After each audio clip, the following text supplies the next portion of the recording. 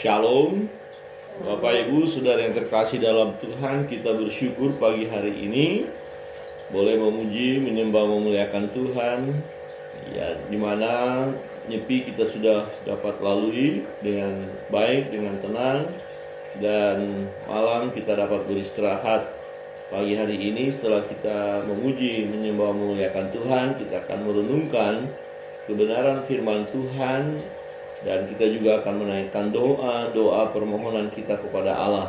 Pembacaan firman Tuhan pada pagi hari ini terambil dari Ratapan pasal 4.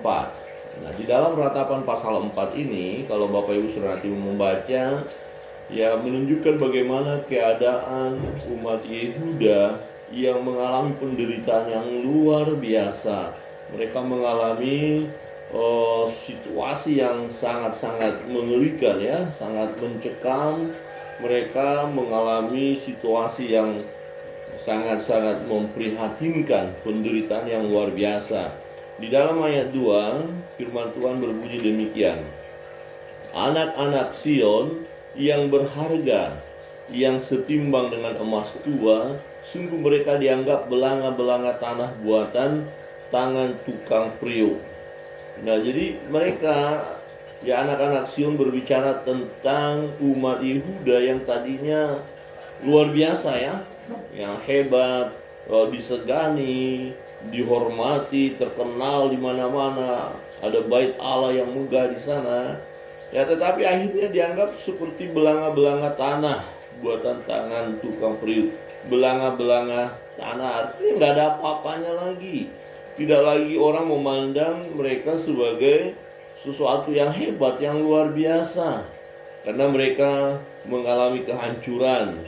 Di ayat 3 berkata begini: serigala pun memberikan teteknya dan menyusui anak-anaknya, tetapi putri bangsaku telah menjadi kejam seperti burung unta di padang pasir. Lidah bayi melekat pada langit-langit karena haus. Kanak-kanak meminta roti, tetapi tak seorang pun yang memberi. Yang biasa makan yang sedap-sedap mati bulur di jalan-jalan.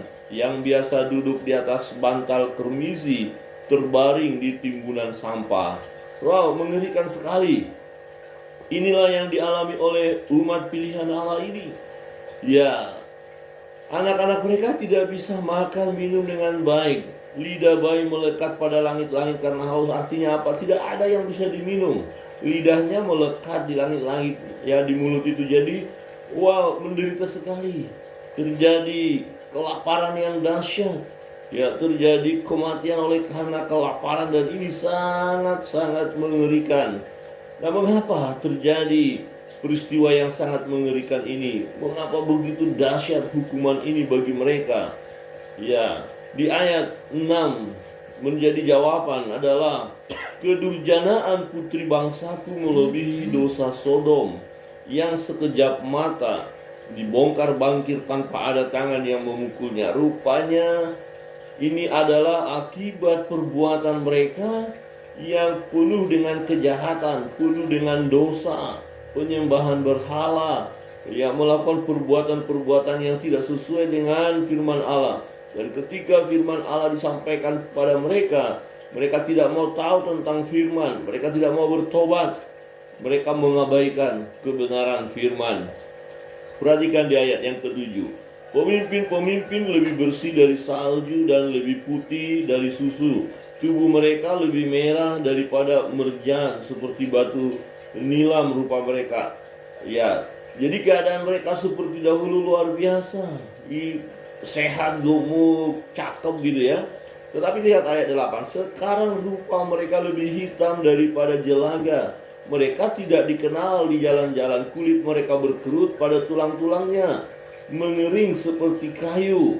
Lebih bahagia mereka yang gugur karena pedang daripada mereka yang tewas karena lapar, yang merana dan mati sebab tak ada hasil ladang. Dengan tangan sendiri wanita yang lemah lembut memasak kanak-kanak mereka untuk makanan mereka tatkala runtuh putri bangsaku. Wah, ngeri sekali, ya. Suasana yang mencekam, ya, nggak ada yang mau dimakan. Bahkan dikatakan ibu-ibu bisa memakan anaknya sendiri. ya menyembelih anak-anak mereka kemudian dimakan. Ini sesuatu yang sangat-sangat mengerikan, dan memang hukuman ini ya luar biasa. Dan ada alasan tadi, karena kedurjanaan bangsa itu, karena bangsa itu melakukan hal yang tidak berkenan kepada Allah dan tidak mau bertobat. Perhatikan di ayat 11, ini sangat penting sekali. Tuhan melepaskan segenap amarahnya. Nah tuh, Tuhan melepaskan segenap amarahnya, mencurahkan murkanya yang menyala-nyala. Jadi betul-betul Allah murka. Karena apa? Melihat umat yang berdosa yang tidak mau bertobat. Ya, Tuhan mencurahkan murkanya itu yang menyala-nyala dan menyalakan api di Sion yang memakan dasar-dasarnya. Tidak percaya raja-raja di bumi pun, seluruh penduduk dunia, bahwa lawan dan seteru dapat masuk ke dalam gapura-gapura Yerusalem. Tadi kota mereka Yerusalem begitu hebat, kokoh, tidak bisa dihancurkan. Tetapi karena Tuhan hukum umat itu, bangsa Yehuda, akhirnya bangsa-bangsa lain bisa masuk ke Yerusalem dan gapura-gapura mereka bisa dibongkar, dihancurkan, tembok-tembok dihancurkan. Nah, diingatkan sekali lagi di ayat 13, mengapa hal yang sedemikian mengerikan itu harus dialami oleh bangsa Yehuda. Nah, ayat 13, hal itu terjadi oleh sebab dosa nabi-nabinya dan kedurjanan imam-imamnya, yang di tengah-tengahnya mencurahkan darah orang yang tidak bersalah. Jadi jelas sekali Bapak Ibu Saudara yang terkasih dalam Tuhan, para nabinya melakukan hal yang jahat, imam-imamnya melakukan hal yang jahat. Maka itu akan berpengaruh kepada umat. Jika para pemimpin rohani saja kelakuannya nggak benar, nggak becus, dan tidak mau melakukan hal yang benar, tentu para pengikutnya ya akan melakukan hal yang tidak benar, akan mencontoh para imamnya, para nabinya. Nah, pada waktu itu nabi-nabi palsu lebih dominan, ya pengajar-pengajar sesat lebih dominan, ya imam-imam yang serakah, yang tidak melakukan kebenaran lebih dominan. Dan akhirnya apa? Umat pun diseret untuk melakukan dosa, kedurjanaan mereka. Ya, firman Tuhan katakan, jadi mereka melakukan perbuatan yang sangat-sangat najis, sangat-sangat mendukakan hati Allah, ya. Dan akhirnya Tuhan mendisiplin mereka, Tuhan menghukum mereka. Bapak Ibu Saudara yang terkasih dalam Tuhan, kalau kita melihat era sekarang, bukankah kejahatan juga merajalela?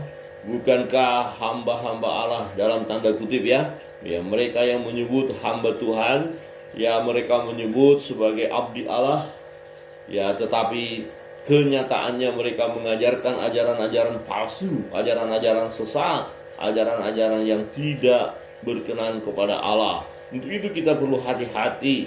Ada orang-orang yang mengikuti ajaran sesat, ajaran palsu. Nah, bagaimana mungkin mereka akan aman, selamat jika mereka melakukan perbuatan-perbuatan yang mendukakan hati Allah? Pasti mereka akan masuk dalam penghukuman. Tinggal nunggu waktunya saja. Nah, bagi kita harus berhati-hati. Jangan kita tergoda untuk melihat orang-orang ya yang melakukan perbuatan-perbuatan yang tidak benar itu, pengajar-pengajar yang tidak benar itu, seolah-olah mereka yang benar, karena kita melihat sepertinya nggak ada masalah dalam hidup mereka, sepertinya mereka bahagia, senang. Jangan tergoda untuk kemudian kita percaya kepada mereka dan mengikuti mereka. Misalnya ada orang-orang mengajarkan ya hal-hal mukjizat, kesembuhan luar biasa yang spektakuler. Perlu kita hati-hati. Perlu kita hati-hati ya saudara, perlu kita hati-hati. Ada orang yang hebat, pandai bicara, pandai khotbah. Perlu hati-hati.